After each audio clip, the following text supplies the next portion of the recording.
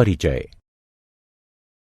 अंकिता, तुम्हें पता है विकास जैविक जन समूहों की आनुवांशिक अभिलक्षणों में अनुक्रमिक पीढ़ियों में होने वाला कोई भी परिवर्तन होता है।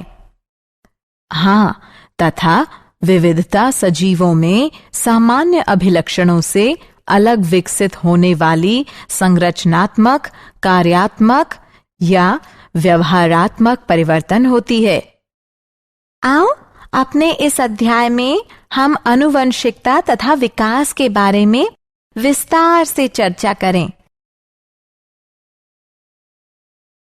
उद्देश्य। इस पाठ के अंत में आप निम्न करने में सक्षम हो जाएंगे: विकास को परिभाषित करना, जीवन का उद्गम समझना, उपार्जित तथा वंशानुगत लक्षणों को पहचानना, जाति उद्भवन समझना, विकास तथा वर्गीकरण को समझना, अनुरेखण विकासात्मक संबंधों को समझना, जीवाश्म को पहचानना, विकास चरण को समझना, विकास तथा प्रगति में अंतर पहचानना और मानव विकास की प्रक्रिया समझना। विकास। विकास एक सतत प्रक्रिया होती है जिससे होकर वर्तमान जीव तथा पौधे जीवन के उद्गम के समय से विकसित हुए हैं। विविधता। जैसा कि हम पहले चर्चा कर चुके हैं कि विविधता सजीवों में सामान्य अभिलक्षणों से अलग विकसित संरचनात्मक, कार्यात्मक एवं व्यवहारात्मक परिवर्तन होती है। विविधताओं का उद्गम तथा संचयन आवश्यक होता है क्योंकि ये विकास के लिए कच्चा पदार्थ प्रदान करती हैं।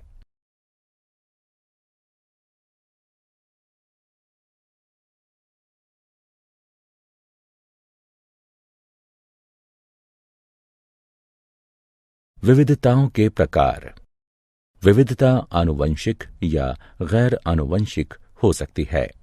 आनुवंशिक विविधता विकास में प्रतिभागिता करती है, जबकि गैर आनुवंशिक विविधता विकास में प्रतिभागिता नहीं करती है। कोशिकाओं की प्रवृत्ति के आधार पर जहां ये विविधता उत्पन्न होती है, दो प्रकार की विविधताएं होती हैं: सोमेटोजेनिक विविधता या उपार्जित लक्षण, भ्रूणीय या ब्लेस्टोजेनिक विविधता। सोमेटोजेनिक विविधता वे विविधताएं होती हैं जो किसी जीव की आयु के दौरान किसी भी समय जीव की दैहिक कोशिकाओं तक ही सीमित होती हैं तथा ये विविधता जीव के साथ ही मृत हो जाती है एवं ये गैर आनुवंशिक होती हैं। ऐसी विविधताएं जीवों के जीन में पाई जाती हैं। ये या तो पहले से ही उनके पूर्वजों में उपस्थित होती हैं या समय के साथ उत्पन्न हो सकती हैं। ये विविधताएं आनुवंशिक होती हैं तथा विकास के लिए कच्चे पदार्थ का निर्माण करती हैं।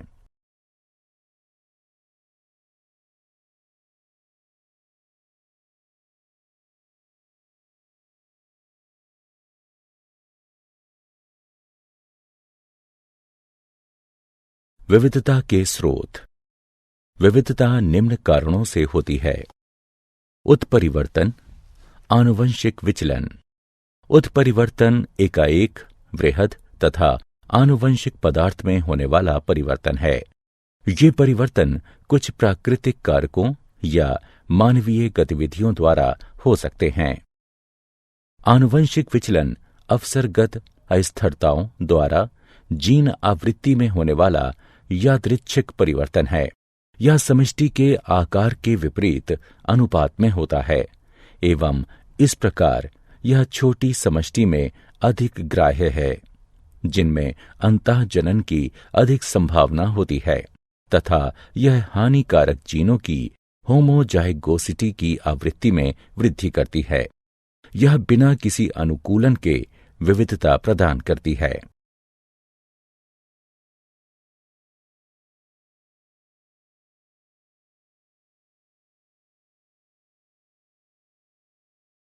जीवन की उत्पत्ति। जीवन की उत्पत्ति के सिद्धांत को डार्विन के प्राकृतिक चयन के सिद्धांत द्वारा सर्वश्रेष्ठ रूप से समझाया गया है। इस सिद्धांत के 3 मुख्य बिंदु हैं। प्रत्येक जीव में जीवित रहने तथा जनन करने की क्षमता है। जनन के दौरान जीव प्रजातियों के साथ विविध अभिलक्षणों में विविधता प्रदर्शित करते हैं। लाभप्रद अभिलक्षणों के साथ जीवों में अधिक जनन करने की क्षमता होती है। वे अभिलक्षण जो जीवों के जीवित रहने में सहायता करते हैं, वे उनकी संतानों द्वारा आनुवंशिक रूप से अपनाए जाते हैं तथा पीढ़ी दर पीढ़ी ये धीरे धीरे बढ़ती हैं या ये प्राकृतिक रूप से चयनित हो जाती हैं। स्टैनले एल मिलर तथा हैरोल्ड सी उरे ने सन 1953 में अपने अनुरूपण प्रयोग में लघुकारक स्थितियों के अंतर्गत अति साधारण यौगिकों से साधारण यौगिकों के गठन को प्रयोग से सिद्ध किया था।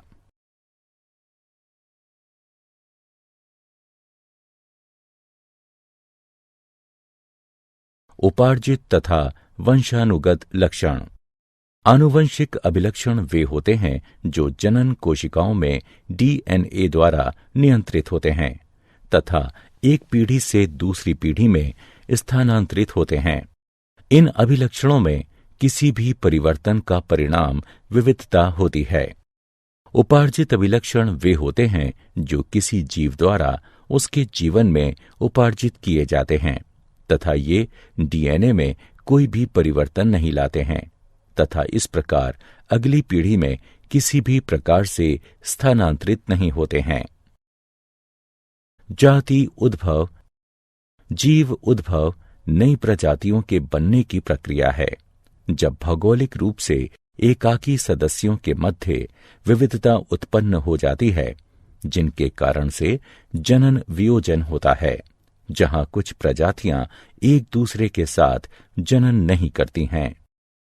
किसी समष्टि के गूढ़ परिवर्तनों के साथ सदस्यों के एक अन्य समष्टि में पलायन से नव समष्टि में नए लक्षणों के विस्तार में सहायता प्राप्त होती है। आनुवंशिक विचलन वह होती है जो प्राकृतिक आपदा के कारण एक जनसंख्या से कुछ जीनों को निष्कासित कर देती है या मृत्यु जीन आवृत्ति में परिवर्तन लाती है। विविधता तब भी संकलित हो सकती हैं जब डीएनए प्रतिछवि तंत्र में अशुद्धियां उत्पन्न हो जाती हैं। गुणसूत्र संख्या में परिवर्तन से भी 2 उपसमूहों में भयंकर अंतर उत्पन्न हो सकते हैं। यौन जनन से भी विविधता उत्पन्न होती है। भौगोलिक अवरोधक अथवा भौगोलिक वियोजन यथा नदी या पर्वतों का समष्टि के 2 उपसमूहों के मध्य अंतरागमन जीन प्रवाह के स्तर में कमी लाता है। जनन वियोजन 2 उपसमूहों के मध्य उत्पन्न होता है, जिसका अर्थ है 2 उपसमूह वे लक्षण विकसित कर लेते हैं जो उन्हें एक दूसरे के साथ सहचारी नहीं होने देते। विकास तथा वर्गीकरण। जीवों के मध्य समानताएं हमें उन्हें समूहीकृत करने की अनुमति प्रदान करती हैं। जितने अधिक अभिलक्षण उनमें आम होंगे, उतने ही अधिक वे संबंधित होंगे। जितने निकटतम वे संबंधित होंगे, उतना ही नजदीक उनमें आम पूर्वज होंगे। इसे एक भाई एवं बहन के उदाहरण से अधिक स्पष्ट रूप से समझा जा सकता है। वे निकटतम संबंधित होते हैं क्योंकि उनके पूर्वज समान होते हैं। इस प्रकार हम प्रजातियों के छोटे समूहों का निर्माण हालिया समान पूर्वजों के साथ कर सकते हैं। फिर इन समूहों के उपसमूहों में अधिक समान पूर्वज होंगे।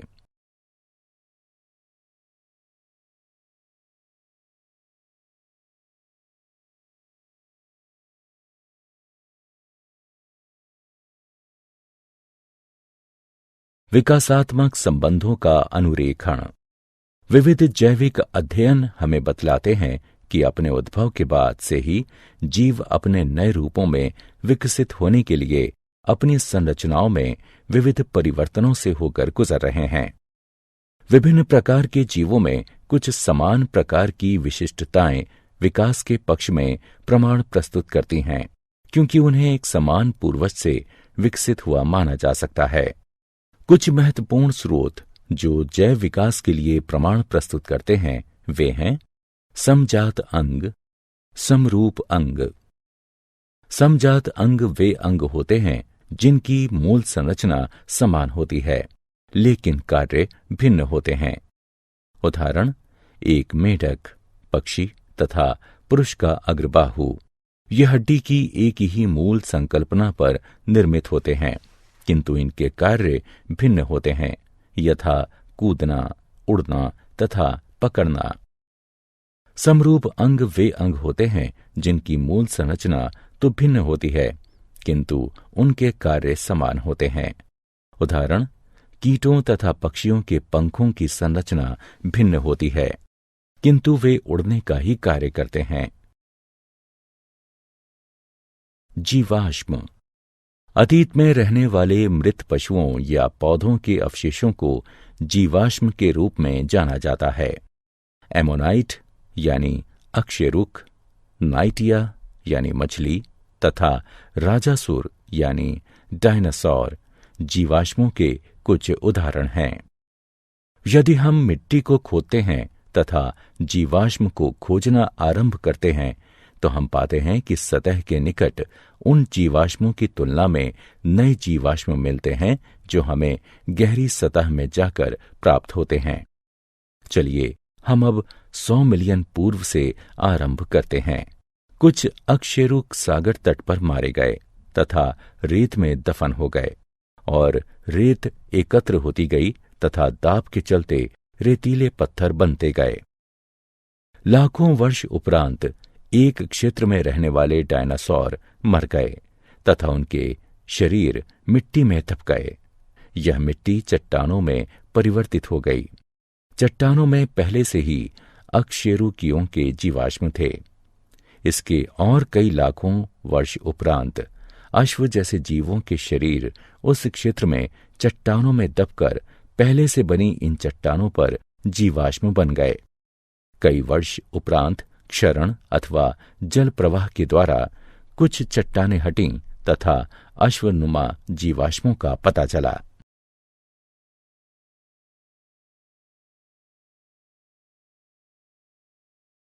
विकास चरण। एक परिवर्तन जो आरंभ में किसी गुण के लिए लाभकारी होता है, बाद में भिन्न कार्यों के लिए भी उपयोगी हो जाता है। उदाहरण, पंख आरंभ में ठंडे मौसम में रोधन प्रदान करने के लिए उपयोगी थे, किंतु कालांतर में वे उड़ान भरने के लिए उपयोगी हो गए। कुछ डायनासोर में पंख पाए जाते थे, हालांकि उन्होंने उड़ने के लिए कभी भी पंखों का प्रयोग नहीं किया। विकास तथा प्रगति में अंतर। विकास में पुरानी प्रजातियां नई प्रजातियों के निर्माण के दौरान विलुप्त नहीं होती हैं तथा अधिकतर पुरानी तथा सामान्य प्रजातियां अभी भी जीवित हैं। विकसित प्रजातियां कभी भी पैतृक प्रजातियों से भिन्न नहीं होती हैं। विकास प्राकृतिक तथा आनुवंशिक विचलन पर आधारित होता है जो एक साथ मिलकर एक ऐसी समष्टि का निर्माण करते हैं जो अपनी पैतृक प्रजाति से वियुक्त होती है। मानव विकास। जैसा कि हम पूर्व में चर्चा कर चुके हैं कि मानव तथा बंदर बहुत ही निकटतम संबंधी प्रजातियां हैं। बहुत समय पूर्व इनके पूर्वज समान हुआ करते थे। यहां तक कि मानवों में भी पूरे विश्व में प्रारूपों में तथा विशिष्टताओं में अत्यधिक विविधता पाई जाती है। काफी समय तक हम इन मानव प्रारूपों को मानव जातियों के रूप में मानते रहे। टाइम डेटिंग के आधार पर जीवाश्मों के अध्ययन तथा डीएनए अनुक्रम को संलग्न कर आणविक जाति वृत्त के आधार पर अब यह स्पष्ट हो गया है कि सभी मानव जाति एक ही होमो सेपियंस से संबंधित हैं। होमो सेपियंस के आरंभ के सदस्य अफ्रीका से आए प्रतीत होते हैं। हमारे कुछ पूर्वज अफ्रीका में ही बने रहे तथा कुछ पूरे द्वीप में फैल गए। कुछ ने अफ्रीका छोड़ दिया तथा समय के साथ पूरे ग्रह पर फैल गए। अन्य प्रजातियों के समान पूर्वजों के इन समूहों ने भी अपना जीवन अभिभावी परिवेश में व्यतीत किया तथा विभिन्न भौगोलिक क्षेत्र में विशेष विशिष्टताओं के साथ विभिन्न रंग के होने के लिए आनुवंशिक विविधता विकसित कर ली। क्या आप जानते हैं, टी डॉब्जेंस्की ने आनुवंशिक तथा प्रजातियों का उद्गम नामक पुस्तक लिखी है। कोकरवेट जटिल जैव यौगिकों के संग्रह होते हैं तथा खंडकरण एवं विखंडन द्वारा प्रगति तथा विभाजन में सक्षम होते हैं।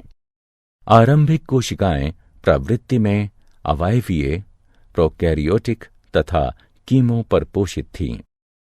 ए.आई. ओप्रिन ने जीवन की उत्पत्ति पुस्तक 1936 में लिखी। हर्बर्ट स्पेंसर ने विकास शब्द दिया। चार्ल्स डार्विन ने जैविक विकास के सिद्धांत का प्रस्ताव दिया, जो संशोधन के साथ वंशानुक्रम प्रतिपादित करता है।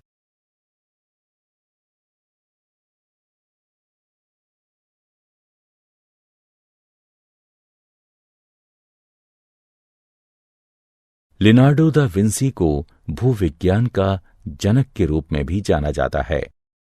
W.F. लिबी ने कार्बन 14 डेटिंग तकनीक का प्रस्ताव दिया, जिसे पूर्ण डेटिंग तकनीक भी कहा जाता है। बोल्टवुड ने डेटिंग जीवाश्मों के लिए यूरेनियम आधारित पद्धति का सुझाव दिया। नेएंडरथल मैन प्रथम सभ्य व्यक्ति था, जबकि क्रो-मैग्नन मैन को आधुनिक व्यक्ति का विलुप्त प्रतिनिधि माना जाता है। मानव को बंदरों से अधिक चिंपांजी के नजदीक माना जाता है, क्योंकि मानव तथा बंदरों के डीएनए के बीच में 10% का अंतर है।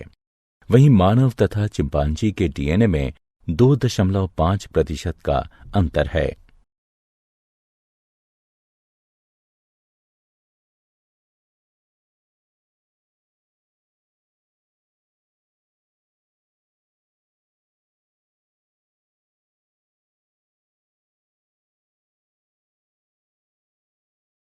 सारांश।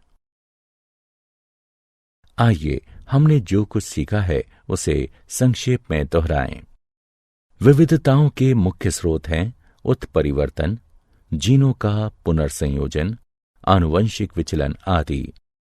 उत्परिवर्तन आनुवंशिक पदार्थ में एकाएक वृहद तथा आनुवंशिक परिवर्तन होते हैं। उत्परिवर्तन एक विकासात्मक कारक के रूप में कार्य करता है तथा समष्टि में विविधताओं का निर्माण करता है एवं उसे बनाए रखता है। प्राकृतिक चयन विभिन्न जनन के माध्यम से संचालित होता है, जिसकी वजह से कुछ लाभकारी आनुवंशिक विविधताएं समष्टि के अधिक से अधिक सदस्यों के बीच फैल जाती हैं। यह उनकी जीन आवृत्ति में वृद्धि करती हैं। आनुवंशिक विचलन पैतृक आवृत्ति में यादृच्छिक परिवर्तन होता है, जो अचानक उतार चढ़ाव से उत्पन्न होता है। आनुवंशिक विचलन कुछ विशिष्टताओं की आवृत्ति में वृद्धि करता है, जिनमें कुछ उत्तरजीविता लाभदायक होते हैं।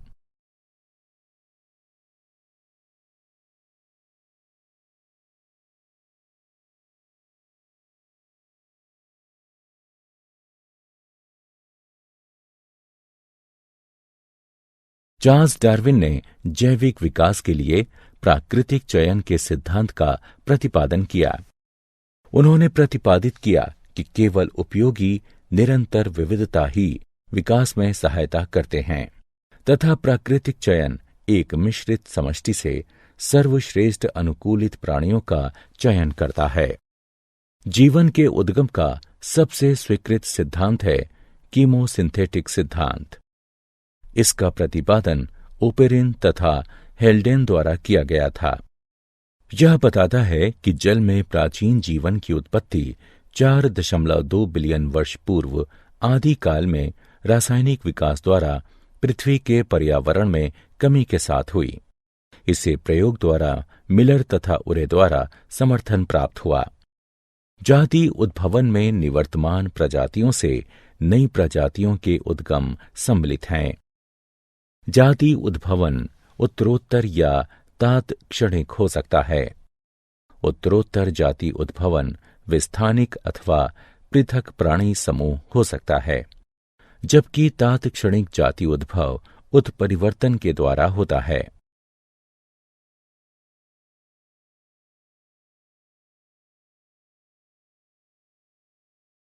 विकासात्मक संबंध जीवों के वर्गीकरण द्वारा अनुरेखित किए जा सकते हैं।